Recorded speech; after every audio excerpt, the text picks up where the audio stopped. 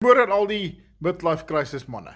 So jy het nou jou vroukie ingeruil en jou gesinsmotor vir 2 nuwe sportsmodelle. Een in sy 20's en die ander een baie laag op die grond. So teen week 3 gaan jy agterkom jy is wel in nog 50 en 60 jaar oud en nie 20 soos wat jy dink nie. En jou knie en jou rug gaan begin ingee van al die in en uit. Dit is besig om sy tol te eis op jou liggaam. Nommer 2, jy gaan agterkom die verhouding sal baseer op geld, want dit kos enorme bedrae om al twee in stand te hou en gelukkig te hou. En nommer 3, die enigste tyd wanneer jy gaan gelukkig wees is wanneer jy besig is om hulle te ry. Nommer 4 is ook, jy gaan binnekort baie spyt wees oor jou besluit om al twee jou ouer modelle in te ruil vir die nuwe modelle. Maar the deal is done, my maat.